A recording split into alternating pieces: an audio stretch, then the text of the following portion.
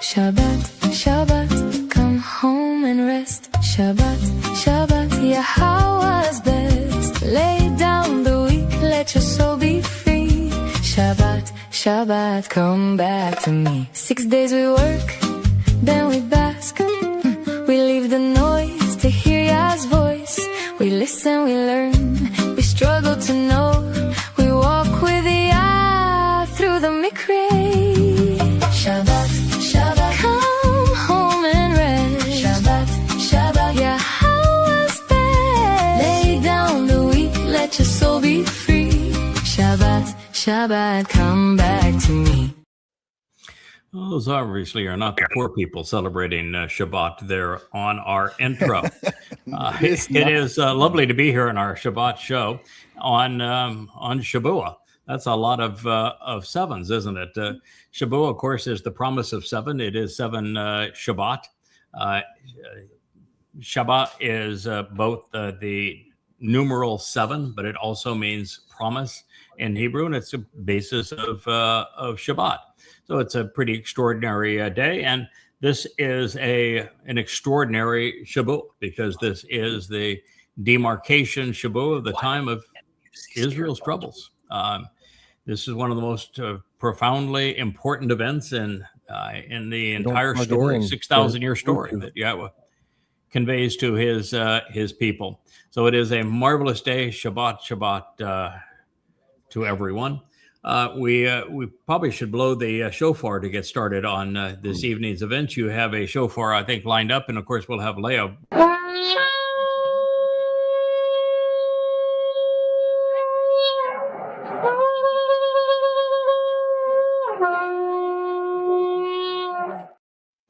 There are 2 days each year that shofar is instrumental, literally instrumental in recognizing the day. One of them is Shabbat, which is what we're celebrating now as the sun sets. It began at 7:30 p.m. in Israel as the sun set over Jerusalem. It is just beginning to set here where we are in the U.S. Virgin Islands, and will be setting for the rest of you as we progress through this program. And it's an extraordinary time because not very many people have the opportunity to live in their lifetime through one of the fulfillments of the seven Moed Mikray of Yahweh.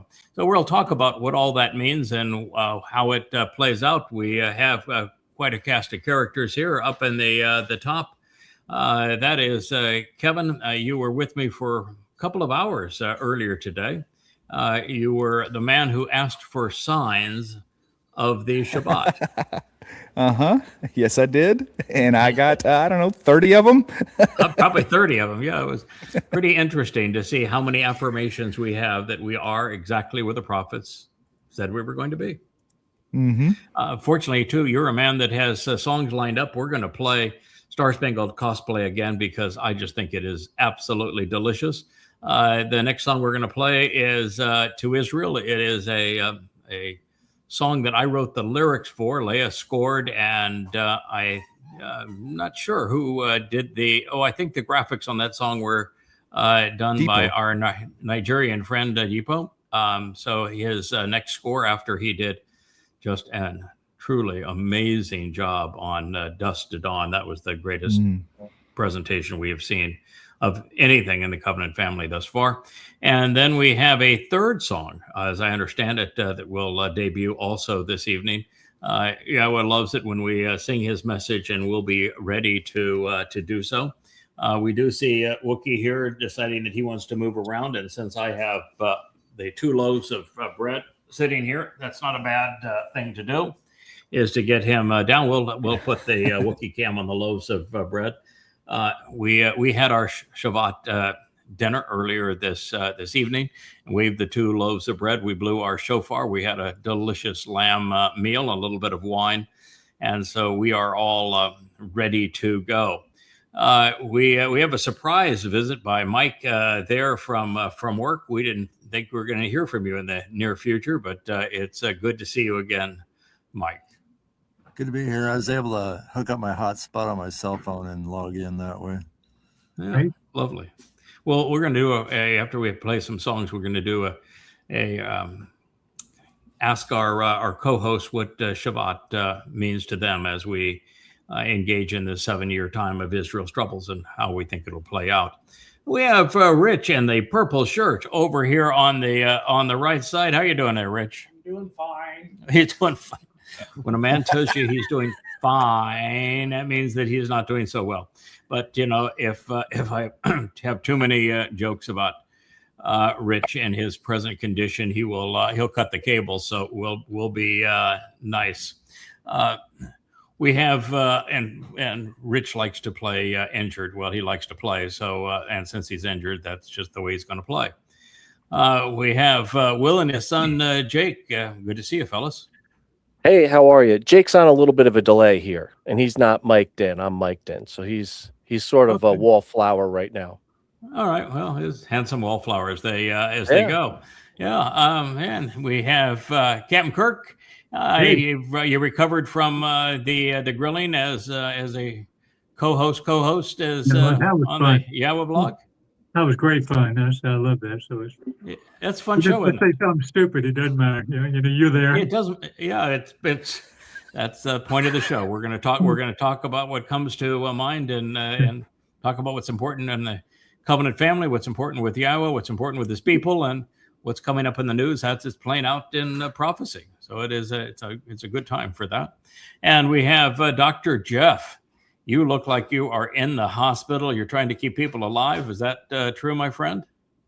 It certainly is. Chag Sameach, my precious family. Yeah. Shabuw'ah. Yeah. Wonderful day celebrating Shabuw'ah. Yeah. Absolutely. Yeah. Today was an interesting day that I had my first case of somebody with xylene, which is a veterinarian tranquilizer overdose. So that's interesting. I understand that thing that was just driving people, the homeless, just nutsoid in California, is they're mixing fentanyl with an elephant tranquilizer. That's the it. Combination of the two. That's it. Okay, so that was your first experience with it, because as I understand it, it's a pretty nasty combination. It renders you an effective zombie.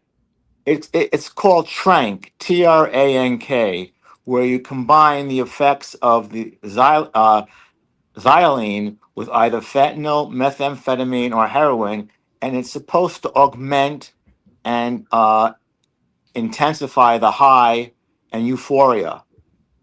God. Better living through chemistry. Yeah. Better living, I think better living stick to my beer, through Yahweh works better for me. But everybody's got their free will. I've always believed that drugs should be discouraged but legal. I've never thought that drugs should be illegal. I think anytime you make something illegal, you increase the likelihood that somebody is going to abuse it, and you create a market for those who are criminal to sell it. And I don't care if it's legal or illegal. There's always going to be those that meet the demand, and the price goes up and the crime goes up and everything bad goes up if you make it illegal. It's just like prohibition didn't do much good, did it? No. So I'd have all drugs be legal and all drugs be stupid, with exception of my drugs of choice. I happen to I'll have my iced tea, my coffee, and so occasionally a nice glass of wine, which we had for dinner tonight on Shabuw'ah. JB, we missed you last week. Good to see you again, pal. Doing good. Yeah. Great listening to Mariah's story, though, and her husband. That was really fun. I really enjoyed the vlogs this week with the rotating guest host. I think that's a really good format. Yeah. I like it so much better when we have rotating guests, and we can rotate. Anybody that wants to play at it's 11 o'clock Monday through Friday East Coast time, and if you're available to contribute, love to have you. Clearly, we're going to have Kirk back. Roger's already done too. Matt's done too. Matt drives up our ratings because he's a beloved character, and Roger is the eloquent one that is really up on the news, and that makes him. He's probably about as easy for us as anybody. We've had Noah on that program too, and we've had Shannon. of course, it's a delight to have Shannon because he is Such a good guy. He's literally Mr. Covenant. He is Social. clearly, he is officially the greeter of the Covenant. So what a thrill it was to have him back on it. And of course, Noach's story is marvelous. He's a lot of depth there. So it's fun for us too. So we would encourage more participants in the vlog on the vlog. And the nice thing about the vlog on the vlog too, if you go and an hour before or half an hour before you check up on the Facebook page that we used to load it, you can read all about what we're going to talk about. So you're up to speed before we go, and you can even do a cheater and Google some of this stuff and have a fun fact you can show. So you're welcome to do it. We now have Leah and the white seat. Yeah, how you doing there, Happy Leah? Shabuw'ah, everyone. Yeah, you're all dressed up for Shabuw'ah. Yeah. We'll have to get Leah to blow the shofar a little bit later. She's spectacular with it. Well, you get to introduce your songs. And we have 3 that are going to play this evening. That's quite the lineup. It is quite the lineup. Are you just get shoving them all in? Yes. We're obviously going to play again Star Spangled cosplay because this is Shabuw'ah. It marks the time of Israel's troubles. And nothing is more germane to that. The single most important aspect of that is the rise of Satan and his influence over the world in Israel. That is the single most important aspect of Shabuw'ah. So yes, he is our troublemaker. He is the troublemaker. He is the great betrayer. So we'll play Star Spangled cosplay again. You can start with that if you'd like, and talk a little bit about your inspiration for it, and then we can go to inspiration. The other 2. Yes, my undying hatred for the clown. Your undying hate. Was it? Is it the Epstein part where he was a pedophile and rapist and a womanizer? I'm a child of the 80s. I went to New York. Everyone knew who he was because he was trying to hang out with the cool kids, but not being a cool kid. Oh, he is not a cool kid. Definitely not.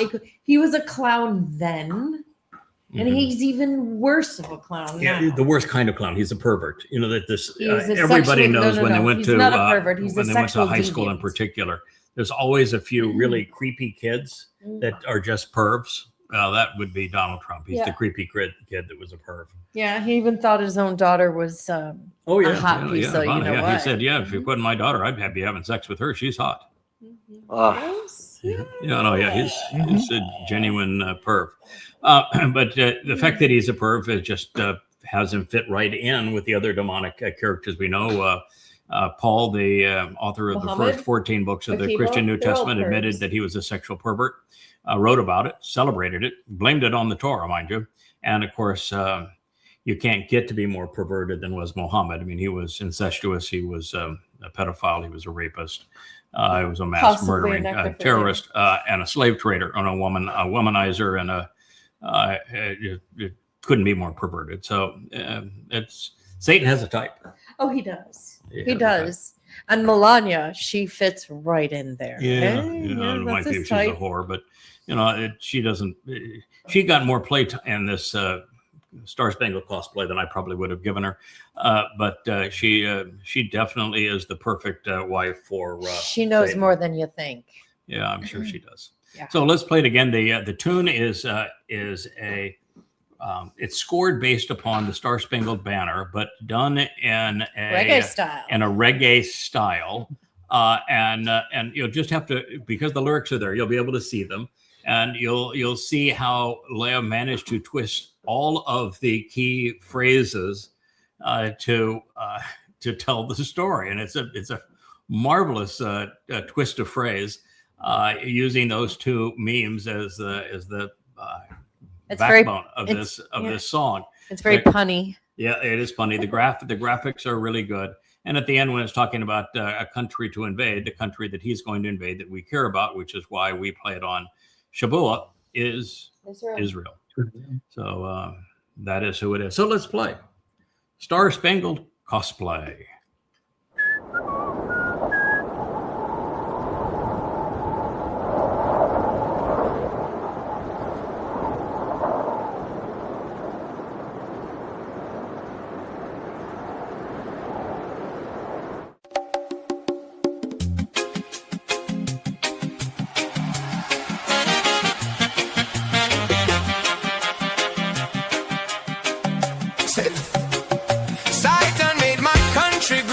just ask the Donald Cook. It's all fake news that he a bad guy. Wonderful, wonderful. In star-spangled banner, shit-stained underwear. Believe me, we're going to drain the swamp.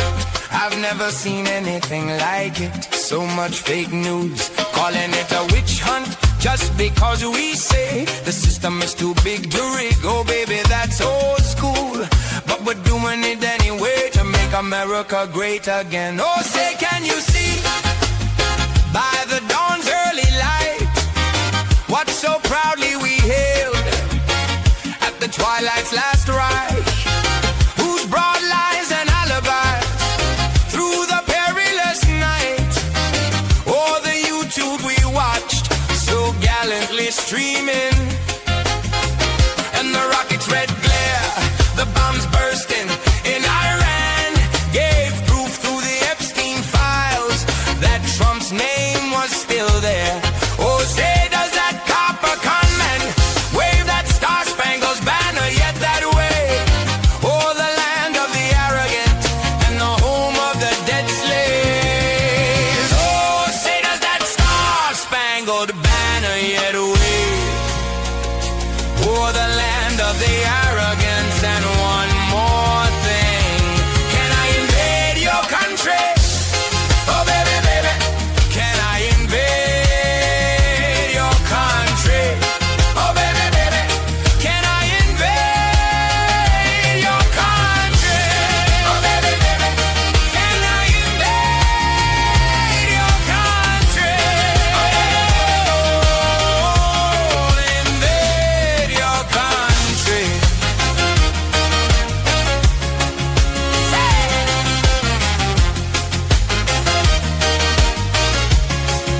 Oh, say, can you see by the dawn's early light what so proudly we hailed Satan at Rahab last right? Whose broad sex trafficking ring went on through the decades? Oh, the Truth Social we watched, so doom scrolling our doom, and the corruption, the theft, the murders and lies, the alibis gave proof through the evidence that Trump's name is still there, allegedly and unredacted. It's all predicted. Predators, grifters, unfuckables, and the cosplay president. I am predicated on who's your daddy. Oh, say, does that copper conman wave that star-spangled banner yet? Oh, the land of the deceived and the home of the lame. Oh, say, does that star-spangled banner yet wave? Oh, the land of the free. And one more thing, can I invade your country? Oh, baby, baby, can I invade your country? Oh, baby, baby, can I invade your country? Oh, baby, let's invade. Believe me, we're going to drain the swamp. I've never seen anything like it.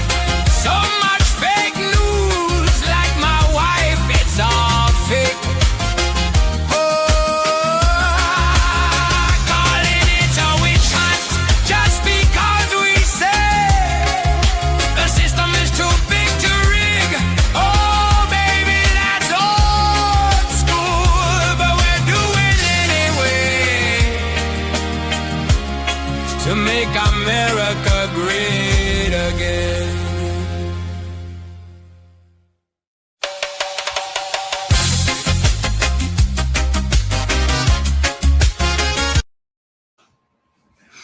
Love the mix master at the end of that too. That's pretty darn good. So that there is a proper perspective on this. There isn't anybody in this group that would be considered a Democrat Marxist advocate for woke or anything of that nature. We are not saying this because we are in the political left and we dislike Trump for that reason. We say this because we're students of the prophets. And students of the prophets, we were able to deduce the fact that Trump is Satan, that he is the corporeal manifestation of the devil that was foretold by the prophets thousands of years ago. And they gave us very specific instructions as to how to deduce this man's arrival, what his characteristics would be like. And if you were to turn to the Time of Trouble volume of Yada, it's over here with my Shabbat bread, but in this particular volume of Yada, what you will find is that everything that you need to know about who the Antichrist is and how we came to know that Trump is the great betrayer, specifically what the prophets had to say about him, is all there. And we've known it now for almost 2 years. So we reveal this because we know it to be true. We're not pretending that he is just twisted and demonic. We know that he is demon possessed and that over the next 7 years, he's going to be the most horrible person who has ever lived. He is going to be far worse than Muhammad and Paul and Genghis Khan, Kublai Khan, Hadrian, Nero, Caligula. You put them all together, Mao Zedong, Hitler, Satan, or Stalin. Trump is going to be worse than all of them. And billions of people are going to die. Economies are going to be ruined. Israel is going to be betrayed. And that is the most important thing we can tell you about the beginning of the time of trouble that begins this evening on Shabuw'ah and lasts 7 years, is that's the prime culprit. That's Satan. There is a little bit of a problem with even identifying him, and that is the Christians. With their everyone's an antichrist, the sky is falling, Chicken Little, it's Chicken Little. So when it really does happen, people are just going to be so apathetic towards it. However, this is the deal. He is the person that will bring the world and Israel to its knees. Correct. The thing that's the oddest part of the whole thing is something that I actually predicted almost 10 years ago. When I was writing the books called Twistianity and also Goddamn Religion regarding the frauds that are Muhammad and Paul, one of the things I came to realize is that this character that Christians have been calling the Antichrist is going to be modeled after them. It's going to be essentially indistinguishable from them.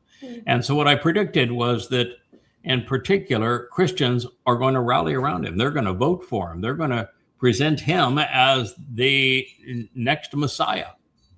And you look at the MAGAs who are mentally ill, they are absolutely worshiping the devil. And that was predictable. We foretold that was going to happen. And it has everything we have said about what's happening in the world, and particularly to Israel and regarding this man, has proven to be precisely accurate. We've made hundreds and hundreds of very detailed predictions over the last 25 years. And not a single one of the things that I said was going to occur has proven to be false. Every single prediction. I haven't predicted what was going to happen October 7th in Israel. And I've predicted what's going to happen again next year, and how the Alaska 2.0 will be much more vicious. So we've got this right. You ought to listen to us. We haven't gotten anything wrong up to this point, and I don't think it's going to change. All right, we have a remedy for that bad boy. And by the way, I think it's important to know that when he made the declaration yesterday that he is eventually going to Israel, that he has a 99% approval rating, and that he will become prime minister of Israel. Gross. He wasn't kidding. No. Of his popularity, that's the closest he's ever been to reality. So we have to give him some credit on that. His popularity in Israel is 78%. So 99 is pretty close for him. It's close for him. Yeah. Yeah, actually very close for him. And he is going to Israel, not soon. He's going to survive the midterms, and he is not going to leave office in 28. Oh, no. He is leaving America to go to Israel to be prime minister of Israel in January of 2030. And he's going to declare that he is God on the Ides of March of that year. And then he will be confronted by the two witnesses. They arrive on Passover, April 18th of 2030. His reprehensible existence will continue, although ultimately, according to Gabriel, who was Dode, he will be riding in a wheelchair with really fancy wheels, with his comb over hair, and by Ezekiel, his copper con, that his copper hue as he measures up the grandiose buildings that he wants to pave over the Capitol with. But everything they said about him is proven to be true. So that's why we share that. Now, there is a remedy for that. Unfortunately, there isn't anyone in Israel that's willing to accept that remedy, but we're going to introduce a song. You've heard the lyrics of this song twice because I've shared them on the vlog.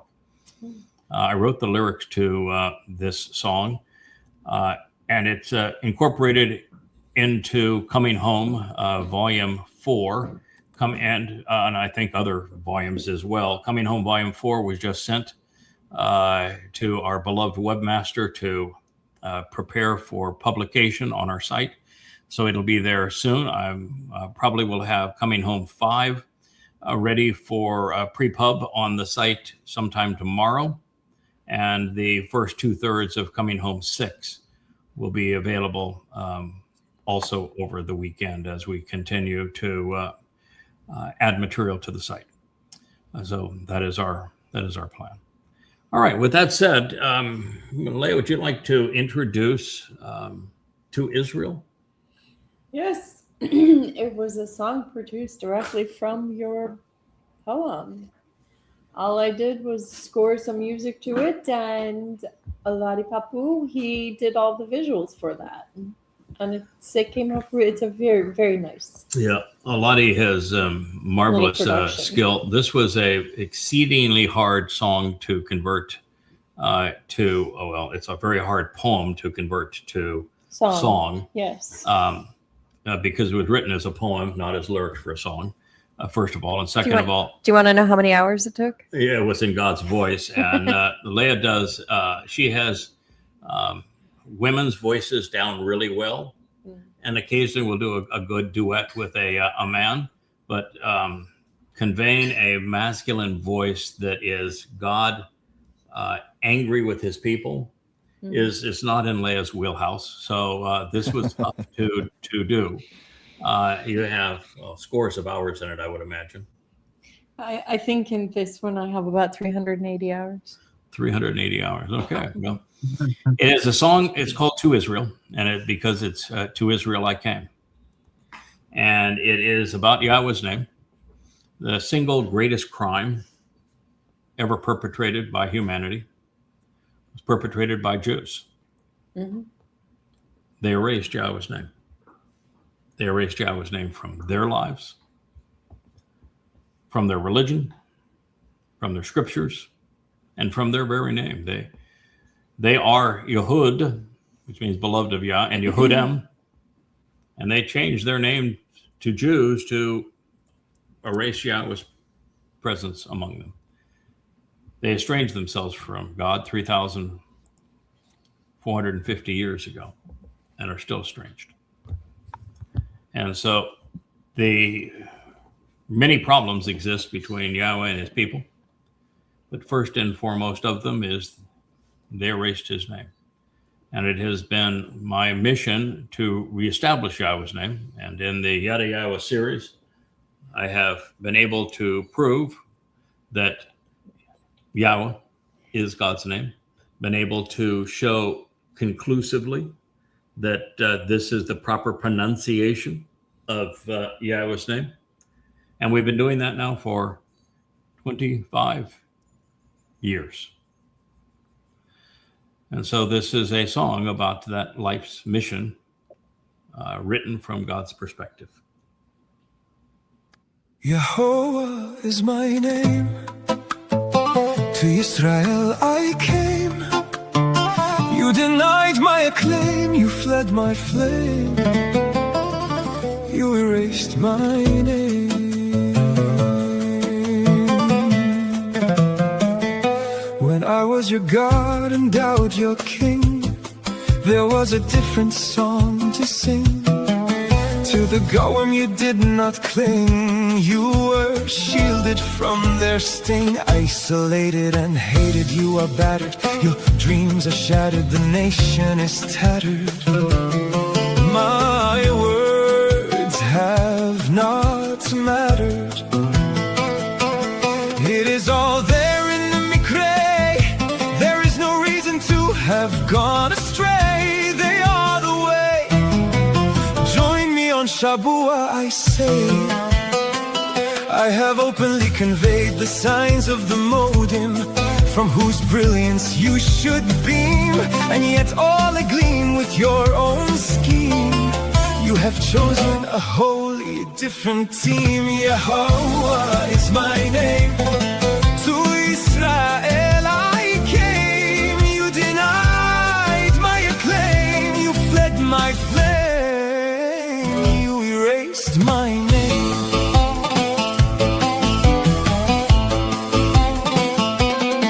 With doubt as your Messiah, as foretold in Isaiah, you are not a pariah. Have you read Jeremiah? Doubt is his name.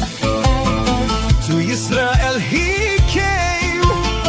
You denied his acclaim. You robbed him of his fame. What a shame. Who served as the lamb, whose blood is on the door jamb? Do you need a diagram? Do you even give a damn? Do you know the son who was given? For what has he striven? How are you to be forgiven? What is your decision? Doubt is his name. To Israel he came. You denied his acclaim. You robbed him of his fame. Have you no shame? This need not be the end of the story. You have been called to glory. To my covenant be a signatory. Respond to this allegory. If you wish to be replevin, let's remove your leaven. It's on the basis of 7 that I can bring you to heaven. So this is the story of my luminaries, even as they have become your adversaries, when they serve as my great emissaries, and with whom I've compiled esteemed libraries. Yahweh is my name. To Israel I came. Accept my acclaim, embrace my flame, reinstate my name.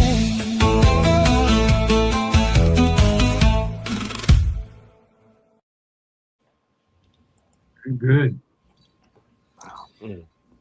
Yeah, that'll take your breath away. The reason that it goes in between Yahweh, and it is Yahweh, not Yehovah, it's important because each of the 4 letters conveys a sound. The Yod conveys the Y sound, and the Ah sound is from the Hey. The O sound is from the Wa, and the last concluding Ah sound is from the concluding Hey.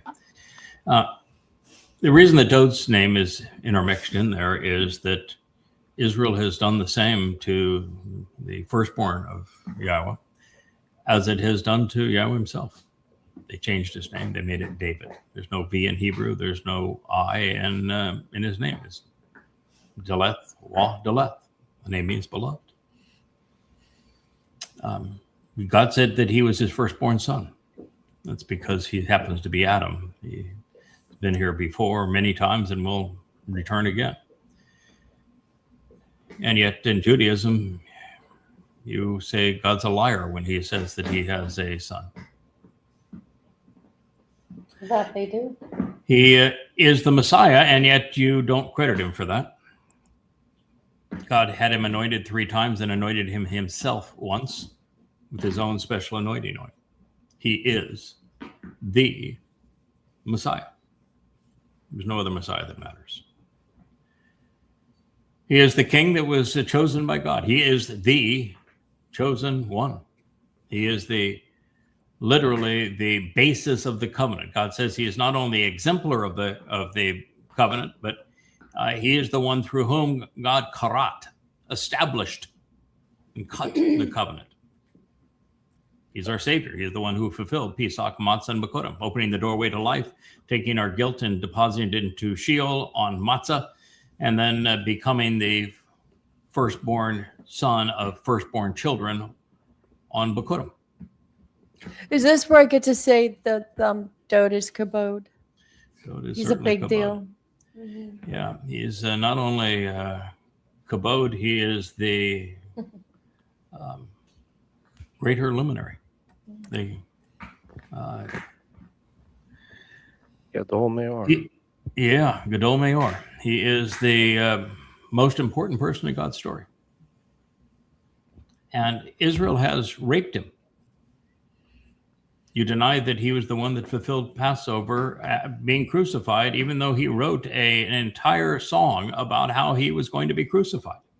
You denied that he was here in 33 CE. In fact, you can't even figure out the date, even though when he visited with Daniel in 555 BC as Gabriel, he gave you the precise date that he was going to fulfill Chag Matzah. But you screw that up because you don't even celebrate matzah. You don't even know what matzah is. You just screwed it all up. You erased his father's name, Yahweh. What is the third statement that's written in stone say about those who negate the value of Yahweh's name? Unforgivable. You will be brought to nothingness. Unforgivable. You claim to read the Torah. You claim that on Shabuw'ah you spend all night reading the Torah. How come you can't read that? What's wrong? Why can't you read that? That's what it says. Why can't you read that when God introduced himself to Moshe at the burning crag, it wasn't a bush, the burning crag on Choreb, when he introduced himself to Moshe, he told Moshe that Yahweh is my name. It's the only name that I will ever be known and remembered by. He didn't say my name is Hashem. He didn't say my name is Adonai. He said my name is Yahweh. You claim to be Torah observant and you can't observe when God tells you that's my name. And you think it was appropriate to erase it when the third statement in stone says, if you negate the value of my name, I will never forgive you. In fact, the system that Jews use to erase the pronunciation of Yahweh's name is called Shova. It's based on the verb shoah. And the verb shoah is the one that's repeated twice in the third statement that Yahweh etched in stone to tell you, don't do that. And the whole Masoretic concept of the Masoretic text and your damn corruption of the Torah is using the Shoah system, which, by the way, means to deceive, to negate, to defraud. That's what I say in that song. I want you to know God is exceedingly disappointed. You erased his name. You even erased his name from your name. You call yourself Jews when he called you Yahud. And Yahud is a compound of Yahweh and Dode. It's why you are estranged.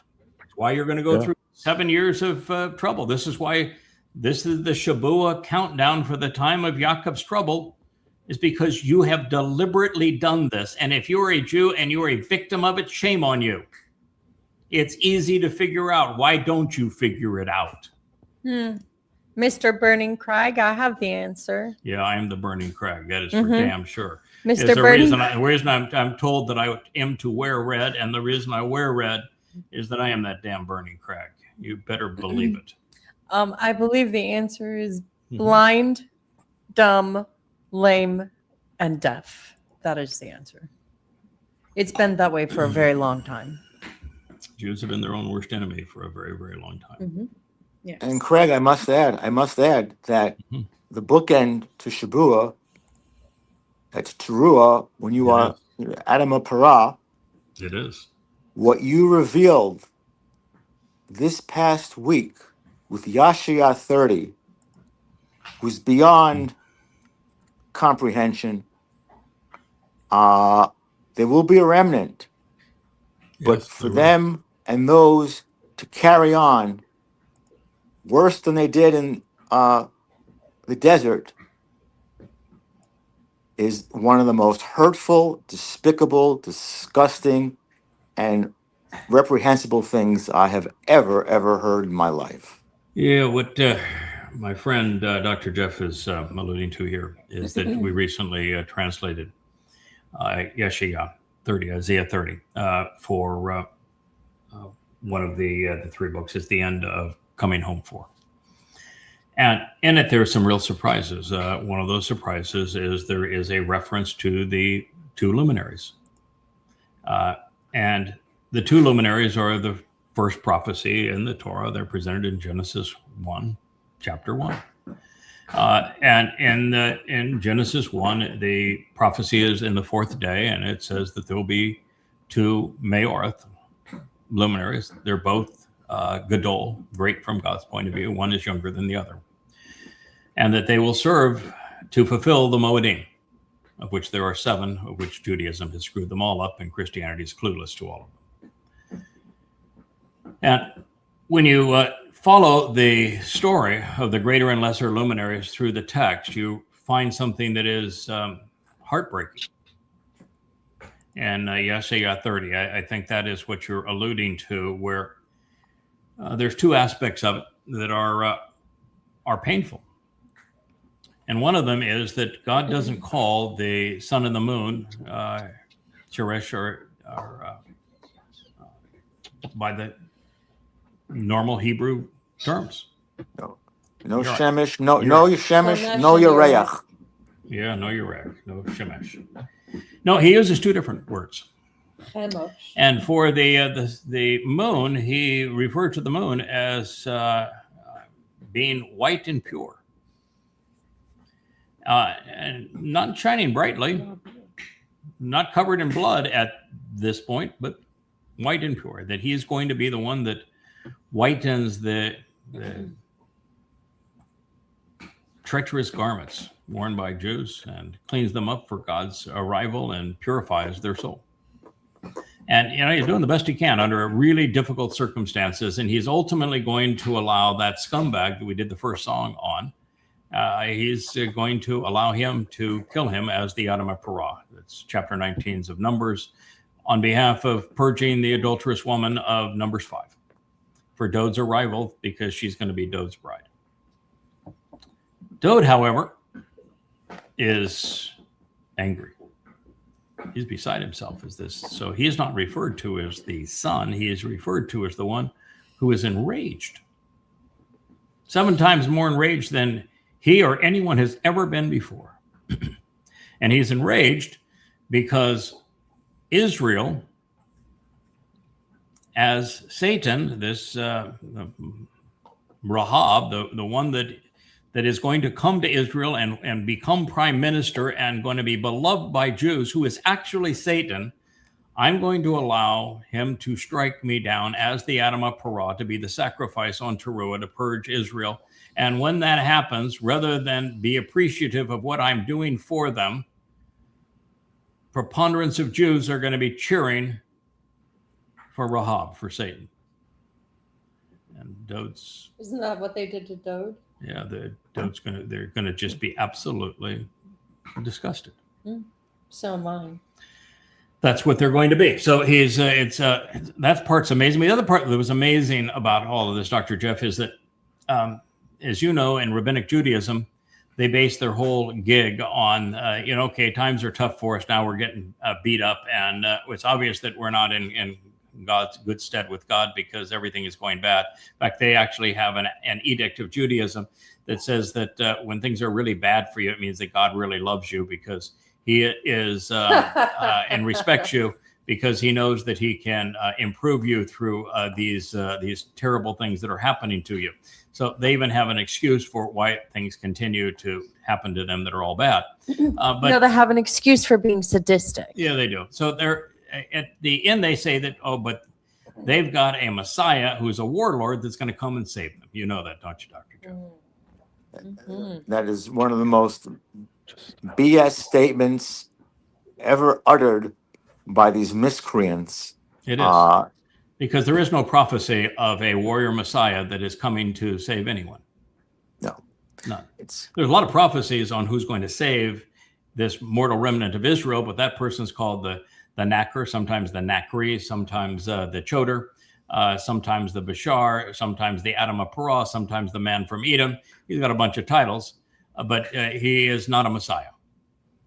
Correct. And what's actually going to happen, according to God, in the 30th chapter of Yeshaya, is that the fellow that's going to purge Israel of all that the Muslims who have come to destroy her, and there's going to be millions of them, the person that purges them is a goy. Oh, it's going to be a good day. And he's not a Messiah. He knows who he is, really close to him, but it's a goy. Talk about, having to eat cold crow with feathers intact. It'd be pretty amazing. But and Dode's just livid, and he's livid for 7 days, which means he only calms down the last 3 days before his return. He is just beside himself to say, "Oh my God, these people are no different than they were under Moshe. There's no different than they were under me. They're impossible. And here's the man that I love the most, who restored my reputation, who reintroduced Yahweh's name, and they're mocking his brutal murder." Called the Day of the Slaughter. That is piercing. That is absolutely piercing, Craig. And those who don't do it, that's where the Zechariah 12:10 will come into be truthful and really mean something for those who understand and appreciate exactly what you have done, so that Dode can accompany Yahweh on Kippur. A lot. It's a lot, and he knows it's a lot, and God has the last card to play here, because those who have mocked Dode, Yahweh, raised Yahweh's name, and mocked me as I'm making a sacrifice for the well-being of this mortal remnant, guess who gets to judge them? Oh boy. Oh boy. Yep. Yeah, it's really a bad call, because the divine rod of justice, among other things. Be careful who you pick on. You got to be careful who you pick in the on. Parking lot before your trial, and then you get in there and find out the judge is the guy you yelled at. Yeah, that's what they're going to find out. Oops. I think there are a few people that are going to be afraid of his wife too. Yeah. The thing that is just so sad amongst Jews is that they think that being Jewish is makes them special, and that Goy are inferior. Oh. And yet, what the thing that they just don't seem to be able to get through their thick skulls is that Adam, who was the firstborn of God, wasn't Jewish. Okay. No, nor was Joah. Noach, he wasn't Jewish either, nor with his wife, nor with his sons. Abraham wasn't Jewish. Not at all. Wasn't Jewish. Nope. Yishak wasn't Jewish. Nope. Babylonians. Yeah, they were all Babylonians. Everyone Babylonian. In fact, Noach through Shem gave birth to the Babylonians. Yeah. They're all Babylonians. There were no Israelis. We've gone through now 2,000 years from the garden to Abraham and the birth of Yishak and they're all Babylonians. And then when Yishak looked for a wife, they go to Haran to find him a Babylonian wife. And then, he has Jacob and Esau, and they send Jacob back up to the same place. Laban's going to be his daughter's descendant from Abraham and his family. Go find yourself a Babylonian wife.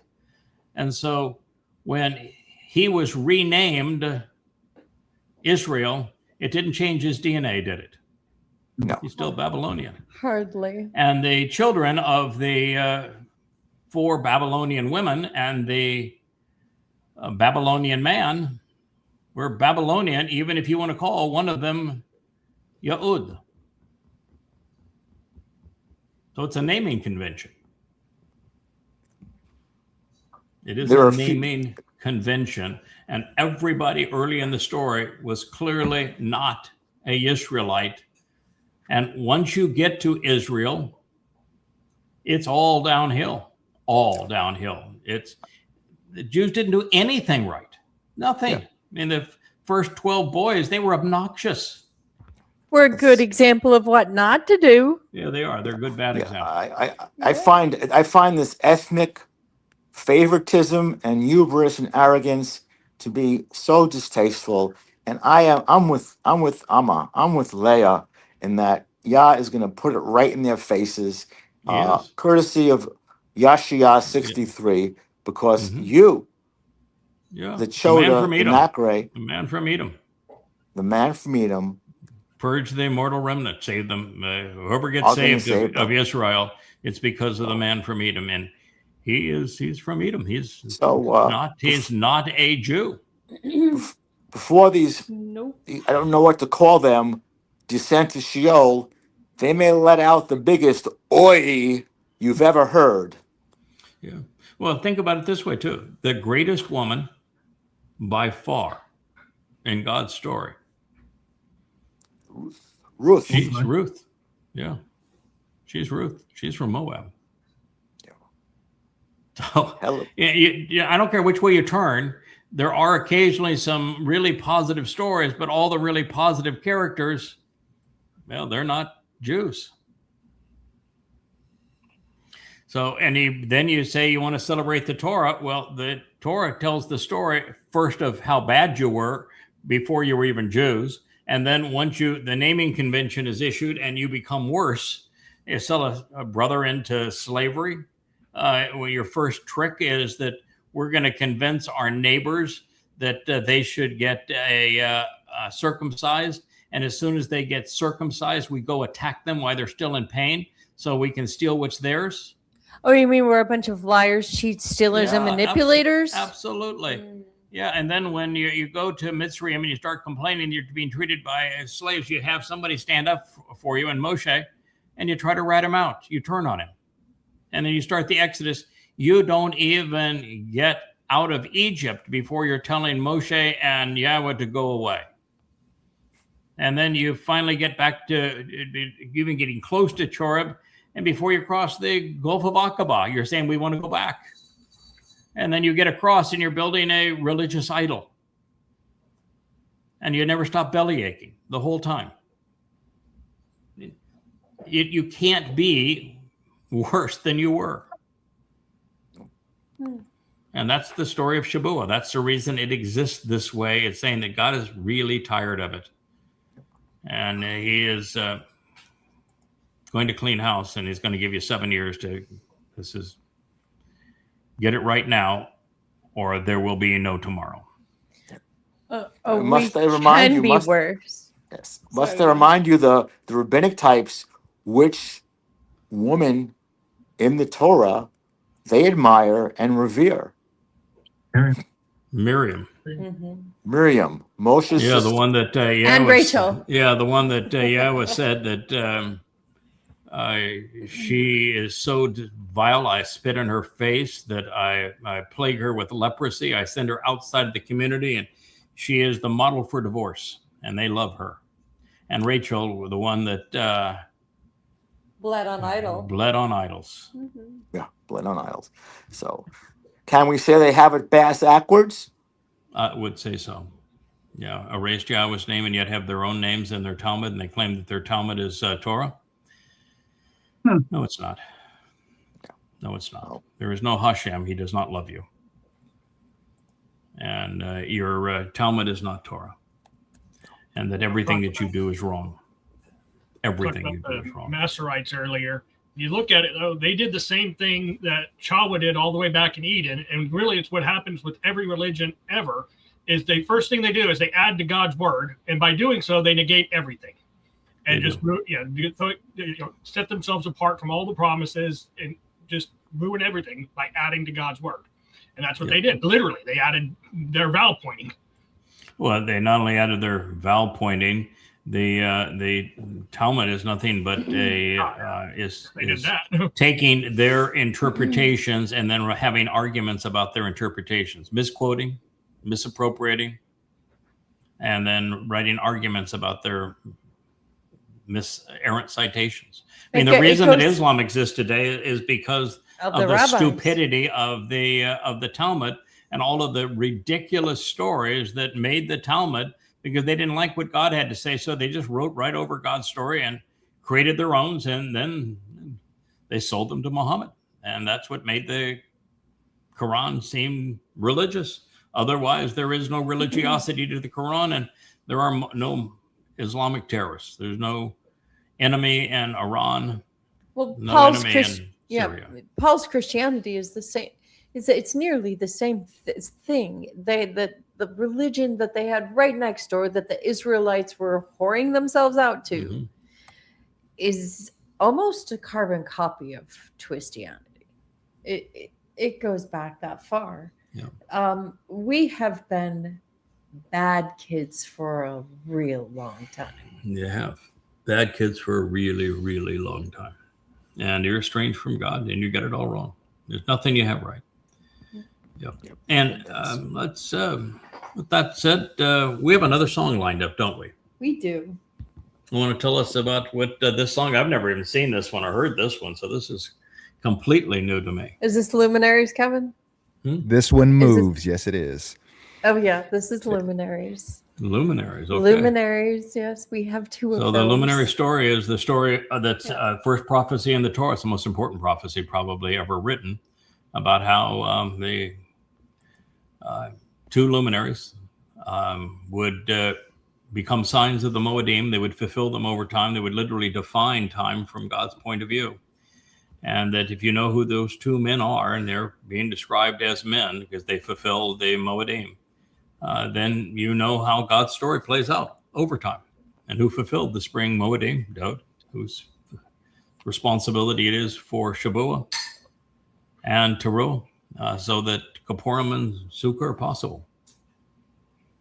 Let's play her.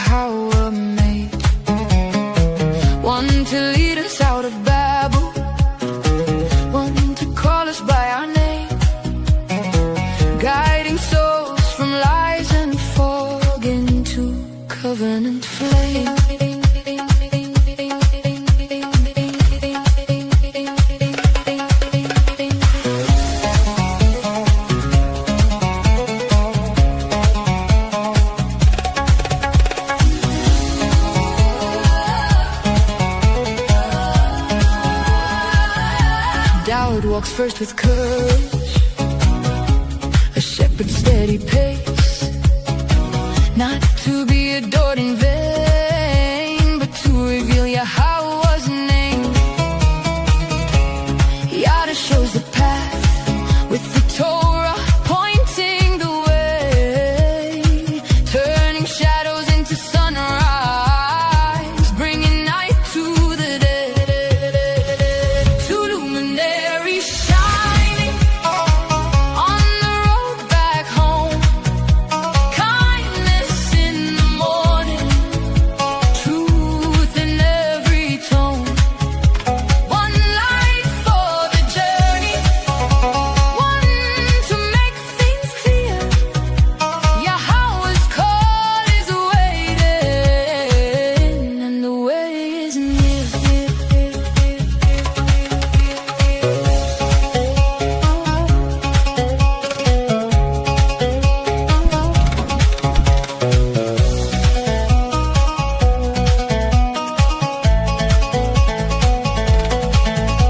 No incense to tyrants, no praise for man-made gods. Hear the music of a people singing their return home. Through the smoke of false religion, through the noise of pride and fear, two bright lights are rising, and the path is clear. When the world is cold and crooked and the weak are made to bend, there is Yahweh's voice that beckons. There is still a better, and not by power, not by posture, not by empire's hollow spark, but by light that names the darkness, and by truth that cuts the dark. Two luminaries shining on the road back home, loving kindness in the morning, truth in every word. One light for the journey, one light to make things clear. Yahweh's call is waiting, and the way is near.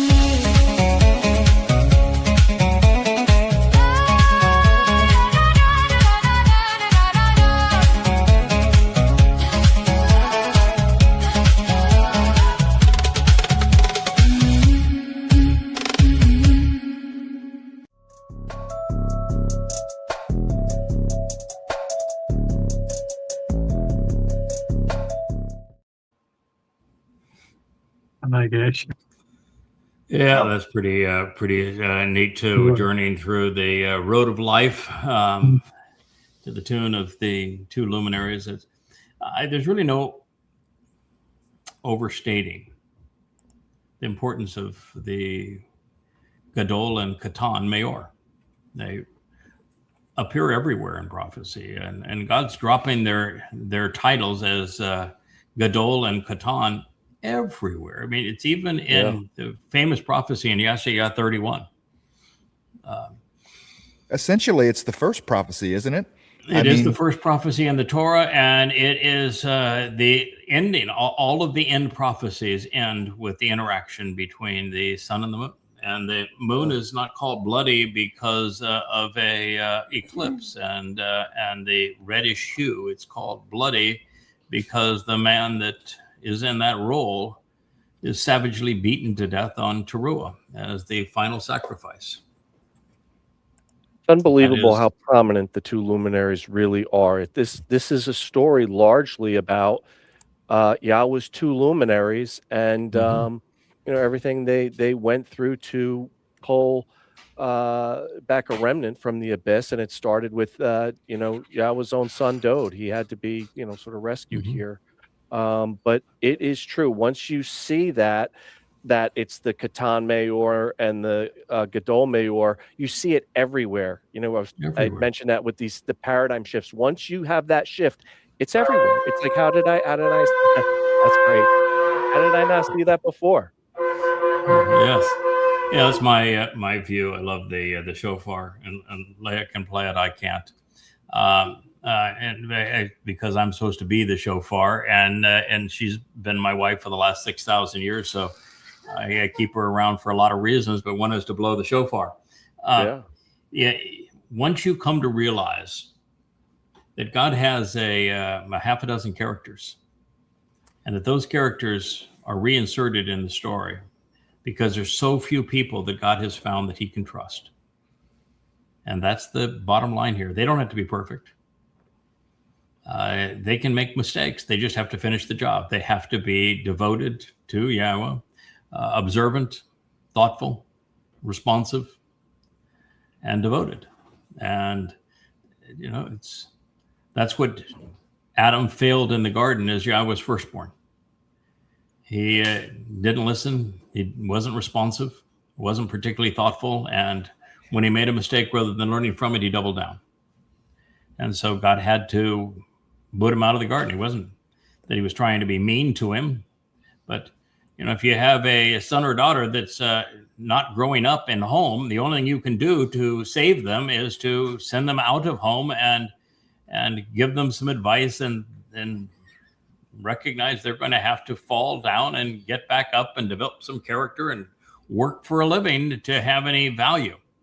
And that's the story of the garden and why they were kicked out. And then when that happened, God immediately said, oh boy, I regret creating man. And what he said is, I regret creating man because when there is many men, they are all bad all of the time.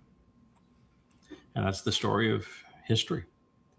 Man. Fortunately, there were individuals who disassociated from the larger whole. Chinook was the first of them. Noach was the next. And they appear throughout God's story. Same characters. They are the two luminaries. And there are times when things get really bleak, when God wants to end the entire human experience because many men are worse than one man could have possibly have been. And he just said, this is a mistake. Let's just end it. And yet he had somebody that he was able to trust previously. Chinook brought him back. Chinook's Noach. They get her done. They saved Nasalma man. And then when it gets really, really dark, the darkest I think that the human experience ever got is when the firstborn, who is Dot, returns as the 8-year-old shepherd boy, and he is anointed to be Messiah and the chosen one and king of Israel. And almost everything he does from the time that he slays Goliath, that was a pretty good deal there, man. He put his mouth where his trust was. He gave Goliath the lip. One stone. That was it. Pretty impressive. But after that, not so good. He becomes a fugitive in his own country. He doesn't have the courage to stand up against Shaul. And he just run ragged. And he makes a bunch of bad choices, including one time pretending to be insane, another time becoming a vassal of the Philistines. Finally, he becomes king, and one of the first blunders he makes, he's hiding in the cave, and he tells his mightiest warriors that he misses the taste of the water in Bethlehem. Go get me a cup. And God's response was, that's when they really had a falling out. God's response is, that's not blood for what you did. Pour it out on the ground. And it went downhill from there. Dod came into Jerusalem, had way too many wives and concubines already, and he got a bunch more. And he bungled the moving of the Ark of the Covenant into Jerusalem. Had a fit when God was trying to convey what was going to happen prophetically in his future with the bull pulling the Ark of the Covenant. And he missed the whole point and got mad at God. And God said, all right, well, then you're going to have a timeout. And then they have that whole conversation about who builds houses and who lives in them. And hey, a big boy, you're not going to build me a house. Let's just keep it real clear. This is your future, and I'm going to take care of you. But at this point, you need to know you're not building me a house. And boy, from that point on, man, it just spirals out of control. Everything that could go wrong does go wrong. Dod's eldest son rapes his daughter, and Dod doesn't do a damn thing about it. He's a crappy father. And then, Absalom turns and on a coup against him, and he flees rather than standing up against him. And then when he's killed, he cries like a baby. And then, you have the Bathsheba affair, which is just a disaster. He has a good man killed. And so it got so bad that God and Dode weren't talking to each other. They hadn't talked to each other for like 15 years. And that was the point that God reinserted the other luminary. At that time, it's called Ethan Hajraki, which means often deployed, well-trained. And he came back with his wife, who is known in the story as the Amma. And it's the whole story of the last Mizmor of the 31st Mashal, trying to restore the relationship between, because if that's not restored, there is no humanity. There's nothing. He doesn't fulfill Pesach, Matzah, Bekurim. There's no salvation. There's no knowing God. God's going to walk away from the planet, saying that humanity was not worth it. And we solved it through the 89th Mizmor. We co-authored it together and delivered it. Powerful piece of literature ever written, explaining exactly who Dode is. So really important time. And the luminaries were joined again when they gave the prophecy to Daniel. That's who Gabriel and Michael are, the two luminaries. And you see one of the two of them with his wife in the story of Boaz and Ruth. And then you realize it's Boaz and Ruth that are the mother and father of Dode. So you got the two luminaries again in 2 BCE, so he could grow up to fulfill Pesach, Matzah, and Bekurim in 33 CE. And then the lesser luminary returns 32 years before Dode returns to restore Dode's reputation and Yahweh's name, so that they can celebrate the great homecoming. And then they return post Teruah side by side. Brilliant.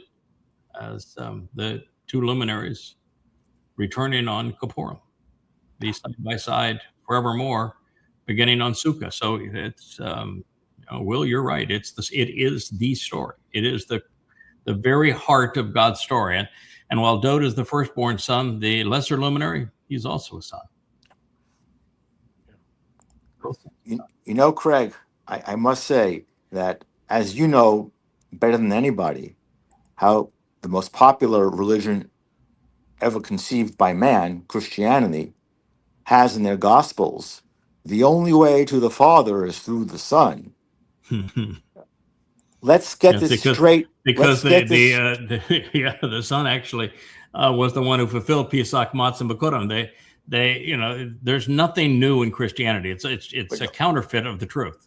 But what I want to do, what I just realized is how it's not ironic. It's just the way it is that it is through the Etz Hada'at that you get to the Etz HaChaim. It is through the Nakah and the Choda that you get to Dode, which is tantamount to getting to know Yahweh. Correct. Ergo, it is through you at this point in time, this moment. It is. That serves that critical function. So there you go, Christians, in your face. Yeah, you can't get to Dode without the Choda, without the Nakri. And if you don't get to Dode, you can't get to Yahweh. That is the lesser and greater luminaries of fulfilling the Moedim. That is God's story. So pretty powerful. So anyway, it's a beautiful song. And the visuals in that song were spectacular too. I think that's Mariah. We are going to have to work on our vocals, getting it trained to say Yahweh. And the 4 letters in Yahweh's name are all vowels. Each one of them has their own sound. So the Y is like the Y in yes, yeah. And the first syllable there would be ah, and as in haya, but ah, and the ah is from the hey. The hey does not have any influence on the wah sound. So it's not Yaho, it's Yah-O, because the O sound comes from the wah. That's the third letter and it's the third vowel. And then you have the last sound at the end. So it's Yah-Oah, not Yahovah. And you might say, well, what's the difference? Listen, God would much prefer us make an effort to pronounce his name and get it wrong than he would have us negate it much. And it's absolute proof of that. The man that he chose to introduce his name to the world had a speech impediment. Oh, there you go. That's absolute proof that that's God's point of view on all of this. But it's not difficult to know how to pronounce his name. You look at the word Torah. You get the O in Torah from the Wah. Look at the word Shalom. You get the O in Shalom from the Wah. We've been studying the prophet Yoel. The O sound in Yoel is from the Wah. And there are scores of Hebrew words with the Wah, with the sound pronounced O. And Haya explains how to pronounce the other letters, as does the sound at the end of Torah. But Haya is the verb that underscores the meaning of Yahweh's name, which means to exist. And Yah. So God's pretty clear. That's his name. He says it's the only way he wants to be remembered. And he gave his name to Moshe. It's right in the middle of the Torah. You can't claim to be Torah observant and not know Yahweh's name.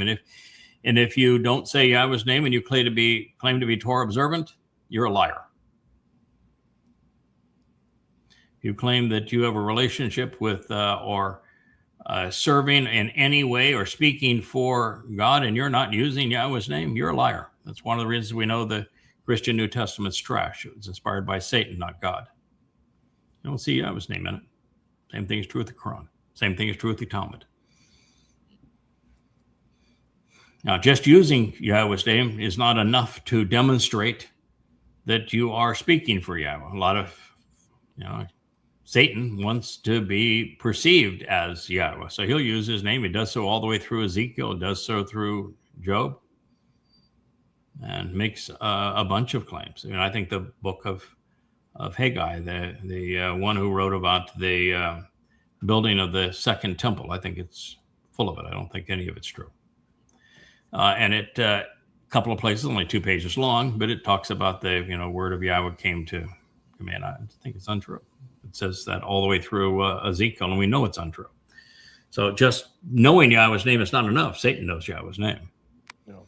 But if you don't know Yahweh's name, you're in serious trouble because you do not have a relationship with him. It gets you in the game, right? Knowing his name gets you in the game, and then you got to go from there. Yes. It's like circumcision. Having it doesn't get you in, but not having it gets you out. How about that? That's precisely correct. Not having it keeps you out. Erasing it sends you into the black hole that is Sheol. So erasing it sends you into the black hole of Sheol. Not knowing it keeps you out. And knowing it at least gives you, that's the first step in the right direction. That's the reason why the very first thing we did as part of the Yahweh series 25 years ago is reintroduce Yahweh's name. It was essential. That's why we call it Yada, to know Yahweh. So, pretty essential. So what do you think, Kevin? Now you've seen the signs of Shabuw'ah. What do you expect is going to happen? How's this all going to play out? How's it all going to play out? Well, we talked kind of earlier about everyone's ideas of what was going to happen. And I've got to say that I'm probably one of the few people that's the best positioned for another year of Jacob's troubles, for the beginning of it, because this has been my life, sans Yada Yahweh, since 2010. I was planning my life around things going really, really bad, so now it's kind of nice not to have to worry about things going really, really bad, that all those plans and all those things that he's not going to get to use any of the toys. I'm not going to get to pull out any of the toys and do any of that stuff, so it's a good savings account, I guess. I think the best thing that I heard today was the bittersweet nature of Shabuw'ah. Because it is a chag, it's a celebration, it's a festival. I mean, it's come out of your house time, right? Meet with wave the loaves. We have our loaves over here. Maybe we can get them with the Wookiee cam, and we waved the loaves and had a marvelous dinner celebrating. Yep, absolutely, Shabuw'ah. So yeah, in that part, and it's a harvest of mature grain. So God's going to bring those people that He's come to know and trust to Shamayim, and it's actually a plus even for Yisrael, because without this, they're not returning. They need this to return. Yes. Yeah. The bittersweet nature of it was the 2 out of 3, I think, for me, knowing that you could be so close, you're just right there, and never taking the opportunity, 2 out of 3 olives that just not going to make it, and it's tough medicine, but matzah is a chag as well. And matzah's bittersweet. I mean, there was some tough work done on matzah, we talked about this morning. In fact, I think it was yesterday when you were saying, there's going to be some kind of a sign for Shabuw'ah. And I said, well, what kind of a sign was there for Pesach when Dode fulfilled it? If you were in the neighboring village, if you were in Bethlehem, did you see anything? No. And in fact, all they managed to do is ignore who was on it, who was on that torture stick. So there was no fanfare, was there? A gruesome murder of a useless body. Body was discarded. That was fine. And then on Matzah, which is the key day, nobody had a clue what was happening. You've got the 2 religions born out of this, and neither one of them have a clue as to what happened on Matzah. So obviously no fanfare there, and there's no fanfare on Bikurim. So you want to know, those were the 3 fulfillments. They just passed right by with very few people even noticing. So when Yeshaya speaks of who's going to notice what's happening on Shabuw'ah, he says nobody. And he says there'll be a group that are taken, they'll be brought to a very good place, and it's going to be extraordinarily satisfying for them. But for those who are left, they're either not going to know, or they're going to wring their hands wondering, why were we left? And he says for that group, because they knew what was going to happen, and they're now wringing their hands as to why we were left, he says, that group I'm going to send to Sheol. So why would we expect Shabuw'ah to be any different? Yeah. Saving the fireworks up for Teruah, aren't we? Teruah there's so many fireworks on Teruah. As I said, you could do 20 hours just talking about what is going to happen on Teruah. Yeah, it's pretty extraordinary. And I'm positive that there's so much more to it. Like, for example, I did not know on Teruah that God says on the day prior, that's when we go out and God stays in character. And rather than being the one who incinerates all of those who have come to harm Israel, we do it. It's us. No, we're empowered by Yahweh. And at that point, we are super dimensional. And so we can look, speak, think drastic changes to the 3-dimensional world. And we eliminate them. And then God comes behind us and washes all the debris away. So you're prepared. You're ready to go. Your wood stockpile is high as it needs to be. You are conditioned. You're just ready to go. Yep. My shoes are tied tight, and I got my stick sitting over here behind me, so I'm ready to go anytime. Okay, there we go. What about you, Mike?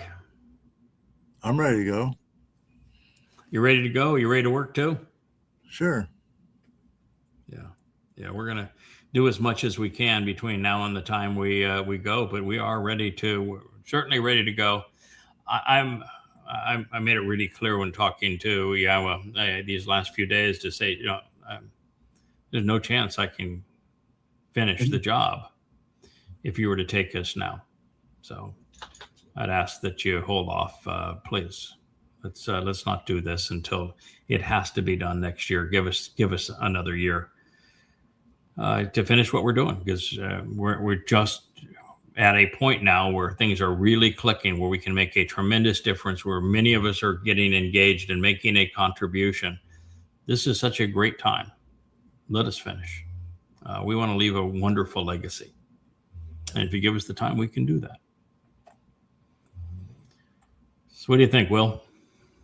I think there's a couple of different things that I've been thinking about this week. You know, like Kevin alluded to, it's on the one hand, it's Shabuw'ah is such an exciting time. It's about enrichment. It's about empowerment.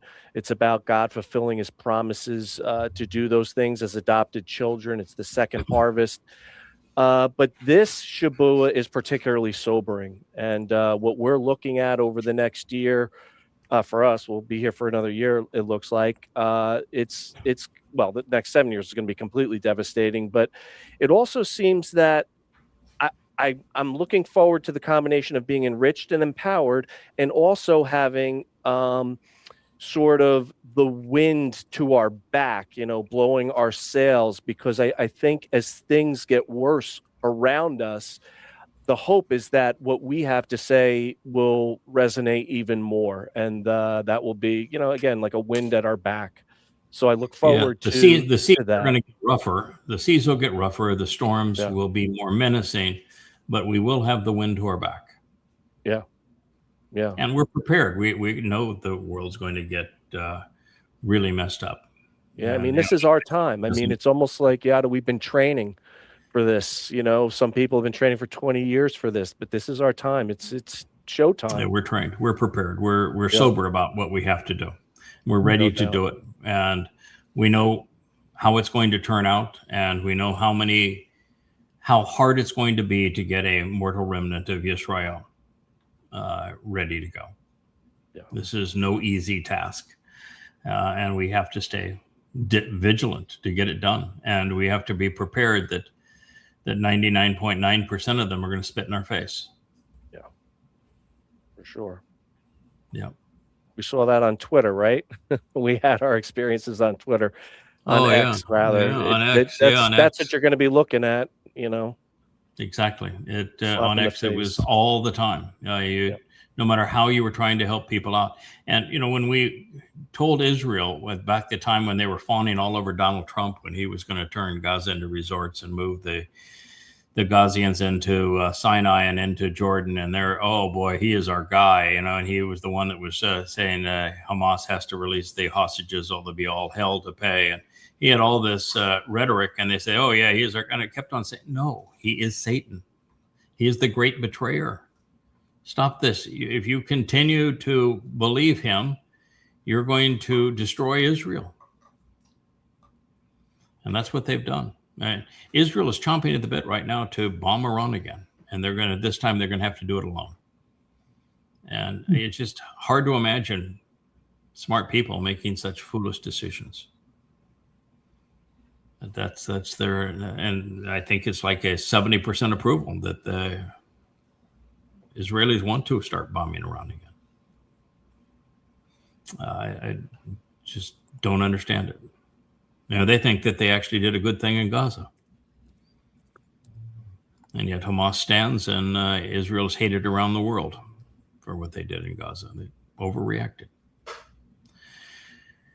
Oh, Kirk, you got your walking shoes on. You're ready to go after it?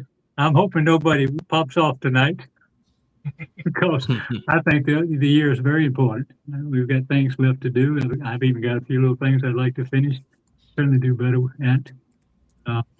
So no, I'm all in to stay as long as they'll let us stay. In fact, I liked your idea the other day where maybe we can go back a little extra in between if we have to, or something like that. Oh yeah, wouldn't that be great? I'm hoping during the couple of years that we are removed, that we're either able to telecommute, so we can broadcast from Shamayim, or we can come down here on the weekdays. Yeah, and that's good. Can you imagine doing a show, having come down from Shamayim after a lovely Shabbat? Yeah, yeah. Talk about us being in your face now. Can you imagine how the rhetoric turn it off the dial? It'd be like a radio show. You can't turn it off. Yeah. Oh yeah. Here it is, man. I'm going to broadcast right into your ears. You may want to listen. There's a lot going on here.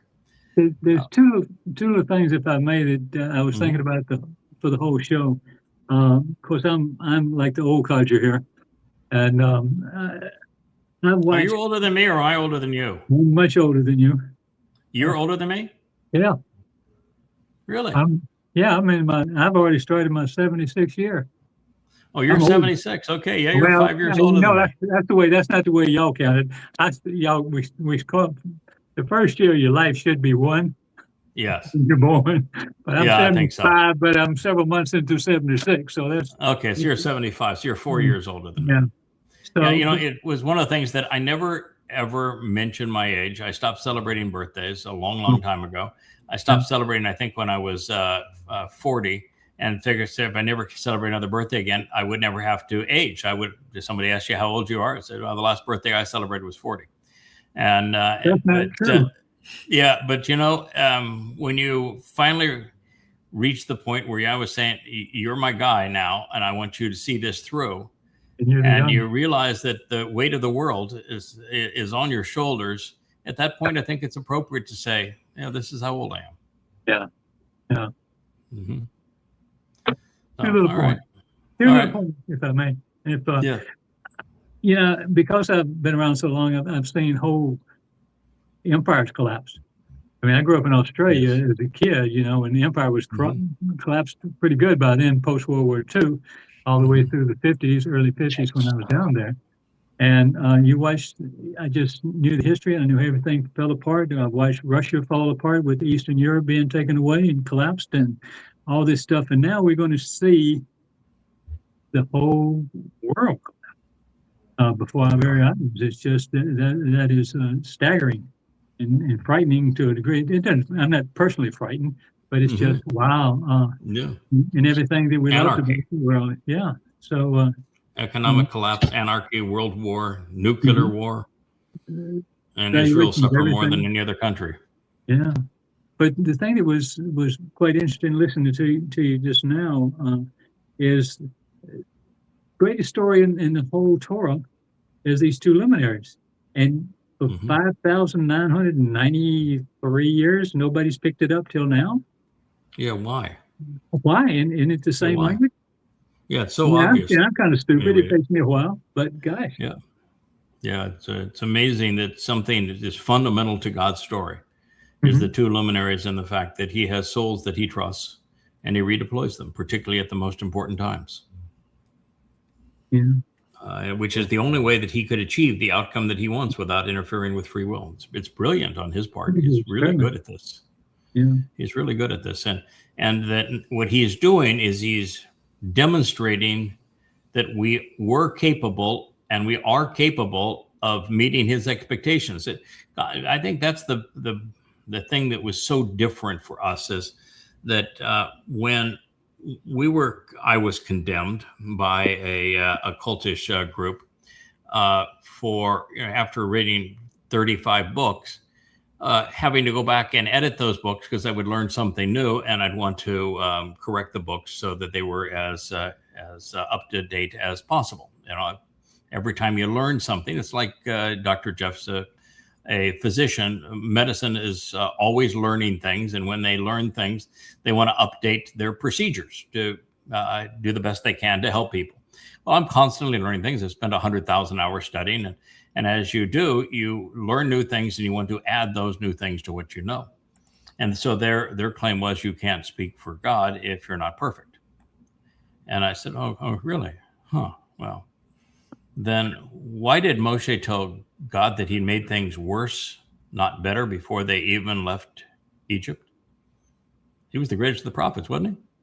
Why did Moshe say, God, this job's impossible. I want you to kill me. That you obviously hate me or you would never put me in this job. Do you think that was perfect? The single most important person to God is Dode.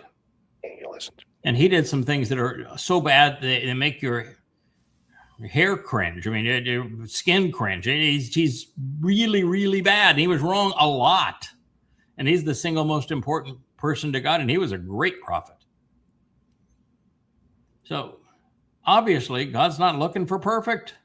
And obviously, you can work with God and not be perfect. And obviously, when God says, I regret having created humanity, God's not perfect. And so the whole concept of perfect is just brain dead. And that's one of the things we learned about the entire experience in Eden, is that tamim is from tamam. Yeah. It's a repeat of tam, and it means to complete. What God's looking for is just see it through. Listen to him. Think about what he has to say. Respond and finish the job. Show that you're steadfast, you're loyal, you're dependable. And then you realize that's the whole thing. And if you make, like when Adam made the mistake of eating from the tree of knowledge before it was time, had he simply set it down and said, you know, what we did here was wrong. Let's go talk to Yahweh about it. That was just wrong. We'll reset everything. God had no problem with that. But he didn't. He doubled down and he had every excuse. It wasn't, you gave me the woman, so it's your fault. And then he was hanging in the tree. That's where he was when God found him, still munching down. So no, it's what we have never understood is the thing that God is looking for is for us to be dependable. And for us to be dependable, we have to trip and fall and get back up. We have to make mistakes and learn from them. And that's what he's trying to convey, and using me and using Dode, using Moshe, it's all the same message.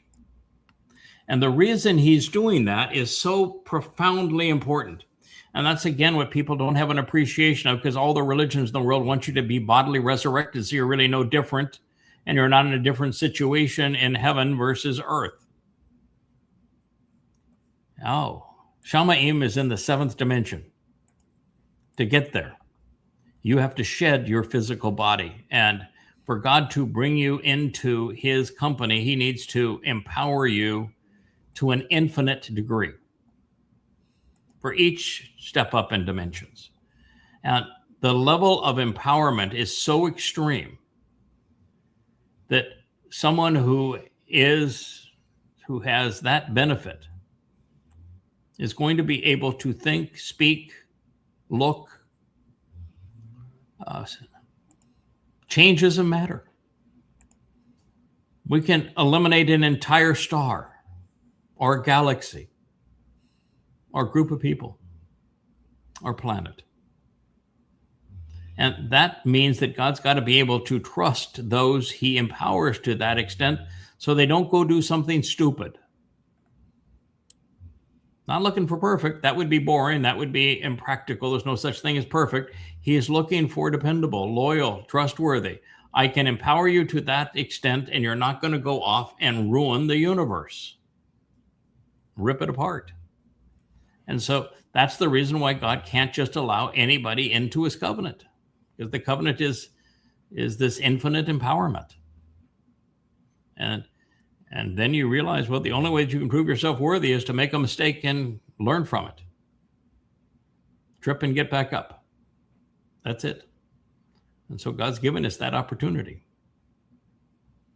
I think it's one of the great insights ever along the way. Yes. JB, my friend, what do you think?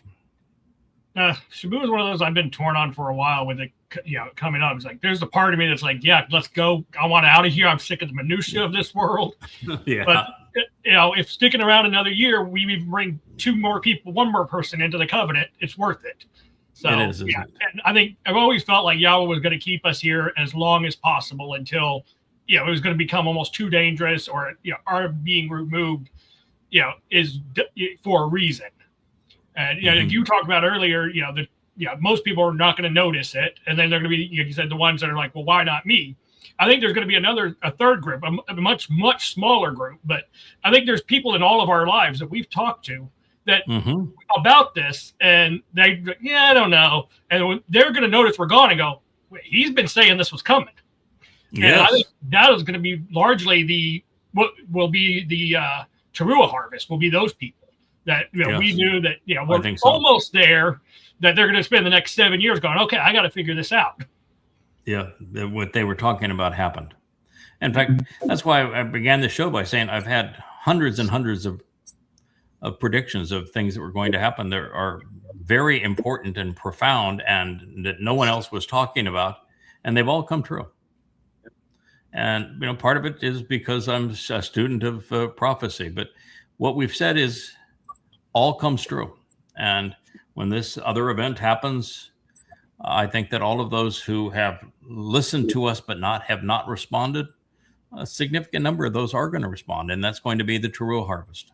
You're correct. And it's going to give us tremendous credibility when we come back as the final witnesses. It's going to make a huge difference in terms of credibility. And I think it'll have, the longer we can stay, the better we can build this library of books and this reservoir of logs, and the more people that participate in them, and we create more and more content, and we show that we are a complete family and everybody works and everybody knows exactly who Yahweh is and what he's offering, and we can present the entire family like this, then the credibility goes way up. And with credibility, people are going to respond. Part of this too, it is a double-edged sword, JB, in that if we stay, we can continue to contribute to the library and to the vlogs, and we can now showcase on a magnificent website audiobooks, for example, and the beautiful songs that are being written here, and thousands of hours of blogs. We can build this and have a place that is really exceptional for Israel and the world. But they have to be alone for a while. They've got to get to a point where there is no one, that their religion has let them down, their politicians have let them down, their military has left them down, their societal customs have let them down, their economy has left them. Everything has fallen apart. They need to be isolated and alone, and recognize that there is no one left other than Yahweh. And the only place they're going to find Yahweh is at yada.com and these books and these vlogs. And so that's part of it. We have to be gone for a period of time for that exact thing to play out.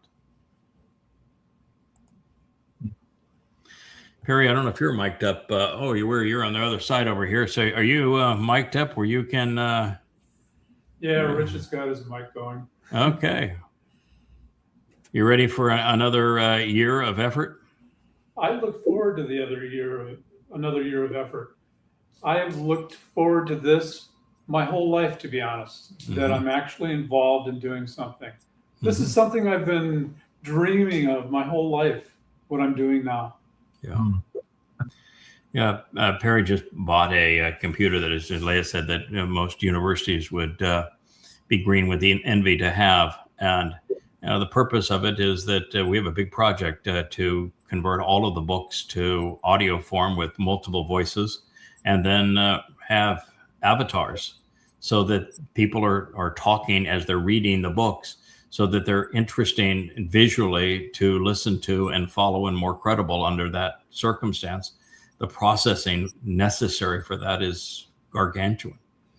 And so that's one of the projects that he is involved in now, working with Joe and with Leah on our avatars to accomplish that.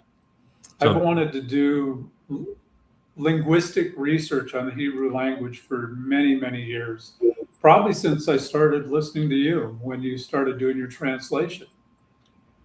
This is the project that gets me there, and I am looking forward to it so much. And, just to be part of the covenant and do something, get involved. We've got another year to get involved. Yes, we have another year to demonstrate not only to Yahweh that he was right in trusting us, that, we will be great explorers with him throughout the universe, but to do this for ourselves and for others, so that we have a sense of accomplishment. I mean, I know I don't want to show up before Yahweh until I can say, we finished the job.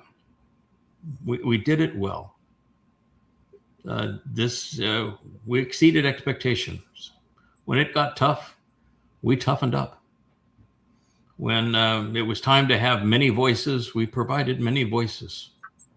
When it was time for us to act as an unfractured family, we responded strong, unified, capable. I'm reading some of the comments as some others in the Covenant family are doing now their first vlogs.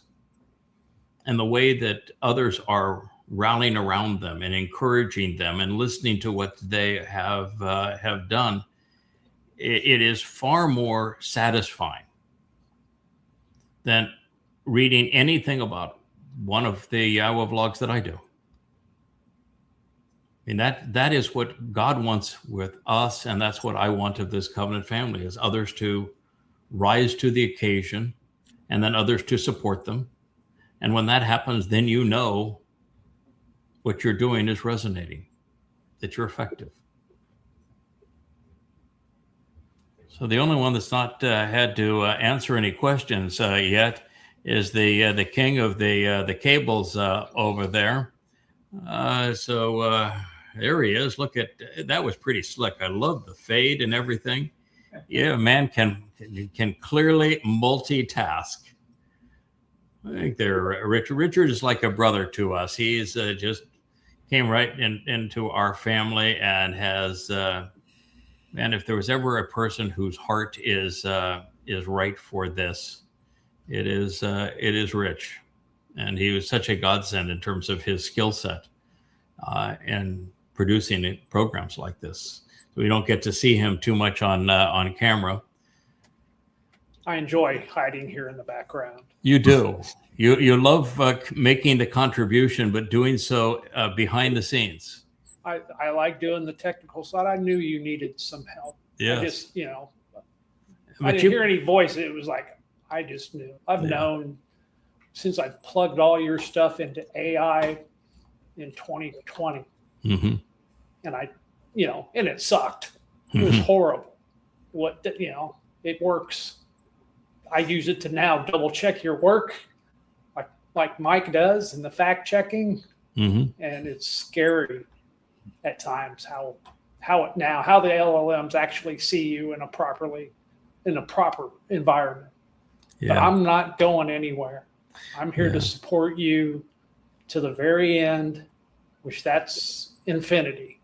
Yeah, we've been a good team together. It's you have done so much with the LLMs, the AIs, and when you can tell the AI, I don't want you to go to popular appeal, because popular appeal would be religious appeal. Yep. And just because there are 1,000 people promoting the same lie does not make the lie true. What I want you to do is I want you to study this text. And then I want you to study the tools that were used to create this text. Look at the lexicons, look at the grammar, look at the translations. And then consider the conclusions.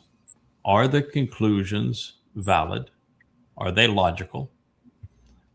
Is this because the conclusions are the opposite of what the world has believed for millennia? And every single time, the AI will say, not only is it true, and not only does he prove the case, it's profoundly important. You're rewriting reality. Yeah. I'm exposing reality in a world that has preferred fantasy. Yes.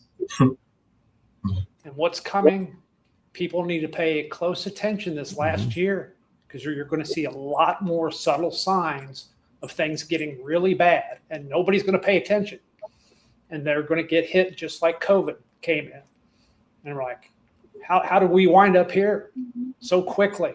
Yeah. And that's going to happen all over the world. The world believes in the normalcy syndrome, and also in popular appeal. And popular appeal, of course, is what you see in social media. But the majority have been wrong always. That's why God says that when man became many, he became intolerable. So the popular appeal is always wrong. And the number of people who have known Yahweh and spoken for Yahweh have been very few throughout history. So we are in a rare community at a exceedingly important time. It's the single most important 7 years in human history right now. 4 Moedim are being fulfilled in 7 years. And the fate of this planet is resting on how well we are able to effectively convey what God wants his people to know. So it is really extraordinary. I think I feel delighted to be in this place at this time and with this group of individuals. We're all rowing in the same direction, all for the same benefit. And yeah, there's a little selfishness in it. The selfishness is spending the eternity with the creator of the universe and with each other. And the difference between knowing we got in by the skin of our teeth, we knew what we had to accept, but we didn't make any contribution, versus knowing that many people are here because of what we did. And that it's a better experience for all because that we were committed. And even God himself can be pleased with what we have done. And if you want to call that selfish, then so be it. But there is that sense. It's he is our Father. We want to please him. And we know that he's been put through a lot of grief. There hasn't been anybody out there that has uplifted him, even celebrated his name, celebrated his son, celebrated all he has to offer. And spit on and just disregarded. So it's a marvelous place to be able to please our God in this way with all the aggravation he's gone through. And, I want to be real clear that God's not happy. Every time you read an end times prophecy, he is enraged. He's going to purge the planet. So if you're in the majority, you've got 7 years maximum to live. And so long as you stay political and religious and conspiratorial and militant, your maximum time is 7 years, and most people less than that. So that's what we're up against, but it ends happily ever after. There's a mortal remnant that's taken back into the garden, has 1,000 years to get their act together, and it's going to be ideal circumstances during that whole time. And there's going to be 2 harvests of covenant family that are hugely empowered and very, very important to God, and able to travel and explore the universe. Good times. So we had 3 songs we played this evening. One that is the catalyst for where we are, Star Spangled Cosplay. It's we're in this position today because Satan has possessed his stooge, and the world's going to pay a tremendous price because of the damage he's going to do. We can play that song. We can play the Luminaries song, which is the last one we did, or we can play the To Israel, about God's name. All right. We'll start with you, JB. Which one do you want to end the show with? That's tough because musically I love the reggae, but lyrically I think the Luminaries was the best. Okay, so you like Luminaries. What do you think, Kirk? Well, I'm on the fence on either one of those. It's great for me. The Luminaries probably would be better. Okay. So what do you I'm think? Luminary. I'm Team Luminary. Okay, we got 3 for Luminaries. What's the one that was with Dode in it? The one that was to Israel. That's my vote too. Okay, so we have 3 Luminaries. We have 2 to Israel, which is the one that has Dode so prominently in it. Has that fun scene where Dode and I are walking on the beach, which I think is pretty cool. I like that. Right. I like that. Yeah, I like that too. That's my favorite. But I'm a little prejudiced. I wrote the lyrics to that one, and and I really like Yahweh's name, and I'm real fond of Dove. So Okay. You and I are in the same boat on that one. I'm not trying to stack the deck here, but I'm just agreeing with you, Jake. Yeah, it's great. I like your vote, Jake. All right, what do you think there? I like Rich? Luminaries, but I think we need to get the reggae song and get it played locally. Yeah, I think we do. It would go over really well down here. It really would. But for the capper for the show, which one do you want to play? Luminaries. Okay, so we got 4 for Luminaries and 2 for To Israel. All right, so what do you think, Perry? I like the To Israel one, but I sort of agree with the Luminaries just because of the message it brings. Okay, so you're a split vote. Mike? Well, I actually have a question on the cosplay video. Are the good witches supposed to represent someone in particular? Why are those in there in the video? Oh, I think it's because of the witches of Endor and No, there was literally a Wicca group promoting. Well, Trump. I know there actually is. I mean, that's real video. There is a group of witches that are promoting Trump, as what you would expect. But there's also been witches that have supported political figures that have had a disastrous effect on Israel. So I think that was the reason why she brought them in. I mean, the gremlins that are dancing with Trump and Melania, I think are really clever. She's just trying to say that this whole thing is demonic. Well, and it is. One of the faces kind of looked like someone in the Mother Goddess clique. Oh, really? Okay, well, I'm sure that's just coincidental. I didn't pick that up, but I didn't. Any resemblance to any person living or dead is purely coincidental. Yeah, purely coincidental. Purely coincidental. Yeah. It may be. I actually did not notice it. But if you were in her shoes, you would have every reason to want to do that. Is there a disclaimer at the end of the video, like JB? Well, I mean, Yahweh did call her all 3 names that he has for sorceress, whore, and adulteress. So he's thrown the full gauntlet at her. So if it's good enough for Yahweh, it's good enough for Leah. Okay. Well, I'll vote for Luminaries as far as the vote goes. Okay. Just had that question. All right. So all you could do, Kevin, is make it closer, but it's clearly going to be Luminaries. Yeah, but you can vote for Dr. Jeff. I think he said. Oh, that's right. Okay, so I can vote for Dr. Jeff. So what do you think, Kevin? Kevin's in control. He can have an. Well, Kevin can play whatever he wants. This is true. It's a Kevin Tater.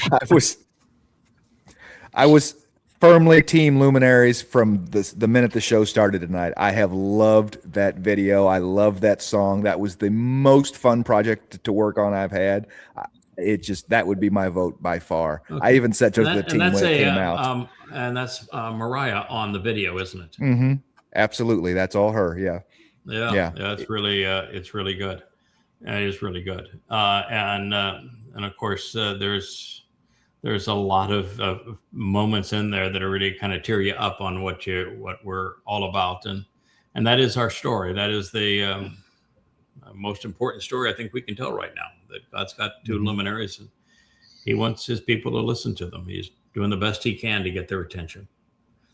So, Jake, pal, we got outvoted. Well, we got massacred, to tell you the truth. So it's.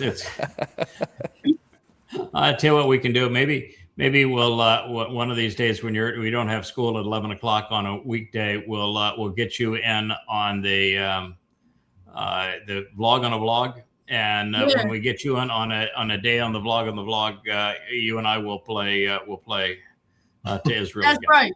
Yeah. Okay. Yeah. In fact, if you were to take the poetry of that, because you've done it now for. The 22nd, I don't know if the 22nd, no, you did it for the 89th, I think. You created a really good voice and cadence to delivering words that were being spoken as opposed to sung. One of these days, your dad, he has a copy of that. I've sent him the text of it. That's something you could probably do a really interesting variation of too. So yeah, all right, sounds good. Worth a try on that, and we'll have you on the show. All right, so Kevin, it is Luminaries. I'm glad it was a fun project.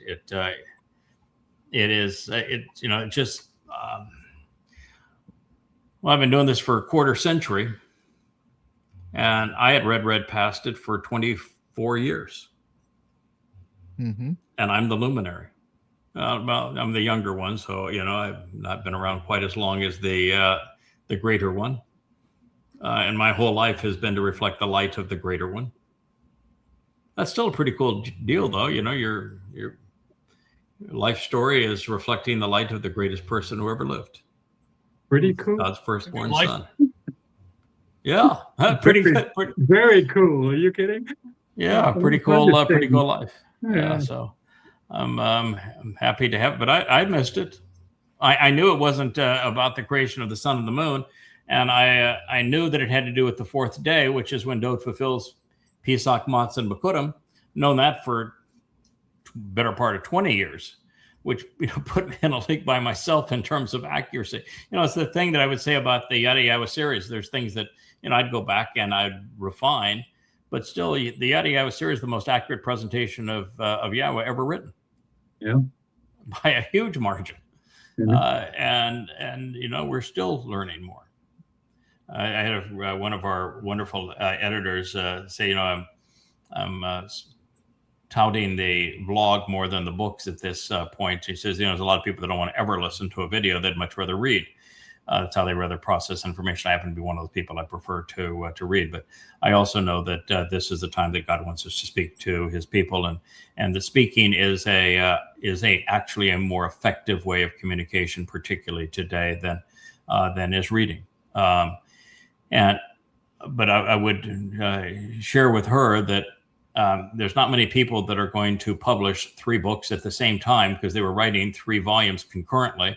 And that, one of those volumes is like 450 pages. One is going to be 700 pages. And the other one is 400 now. And it'll finish out at about 600 to 700 pages. And I'm writing them concurrently. So it's not like I've given up on books. No.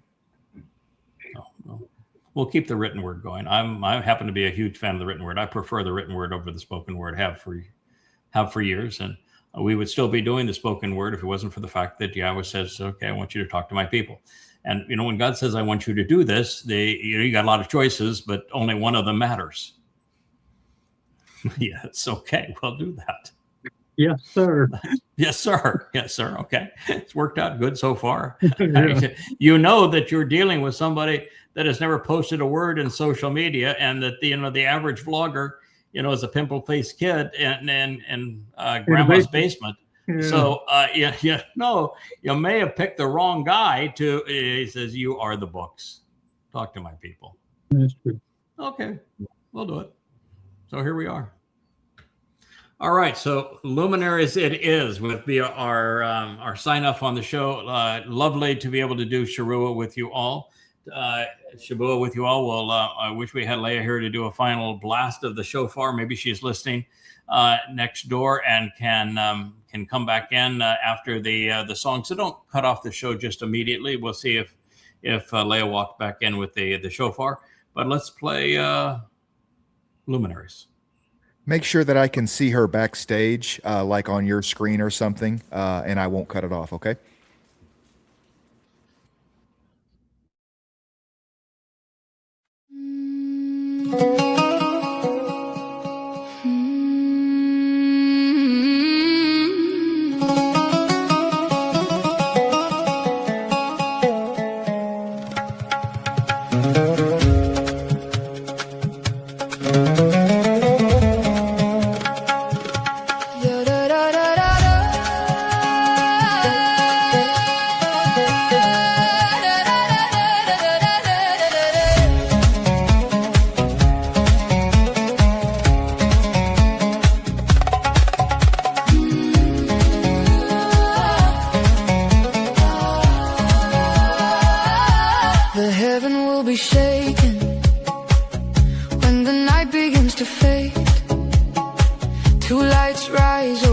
story in the promise that Yahweh made.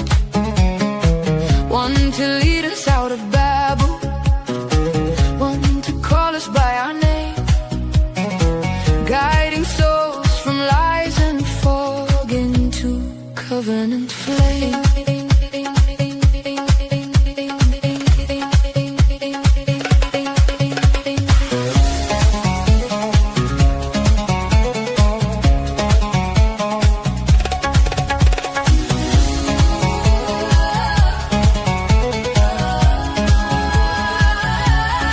Walks first with courage, a shepherd's steady pace, not to be adored in vain, but to reveal Yahweh's name. Yada shows the path with the Torah pointing the way, turning shadows into sunrise, bringing night to the day. Two luminaries shining on the road back home, kindness in the morning, truth in every tone. One light for the journey, one to make things clear. Yahweh's call is waiting, and the way is near.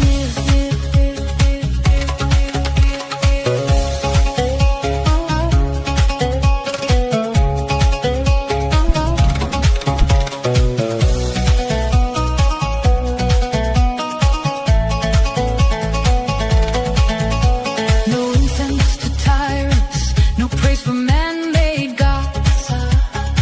Hear the music of a people singing their return home.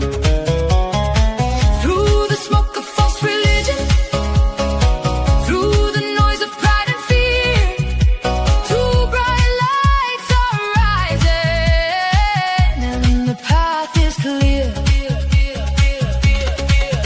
When the world is cold and crooked and the weak are made to bend, there is Yahweh's voice that beckons. There is still a better, and not by power, not by posture, not by empire's hollow spark, but by light that names the darkness, and by truth that cuts the dark. Two luminaries shining on the road back home, loving kindness in the morning, truth in every word. One light for the journey, one light to make things clear.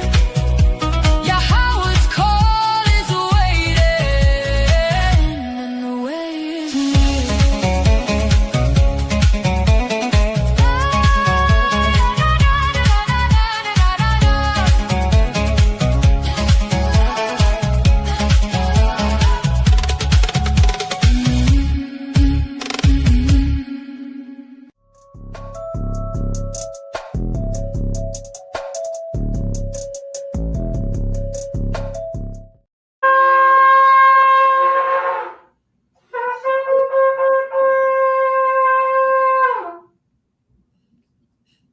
That is marvelous.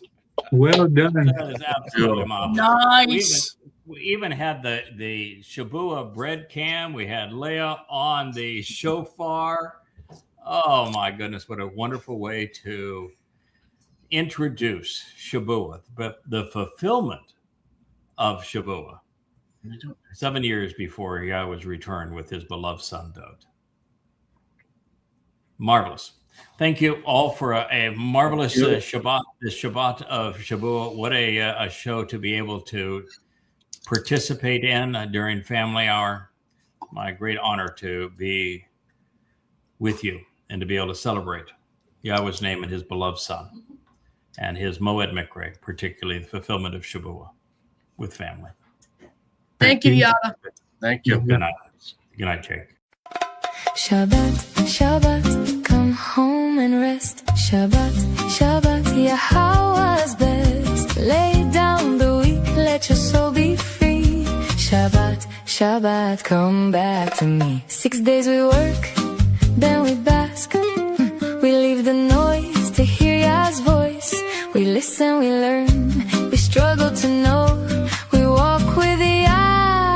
the mikray. Shabbat, Shabbat, come home and rest. Shabbat, Shabbat, Yahweh's best. Lay down the weak, let your soul be free. Shabbat, Shabbat, come back to me.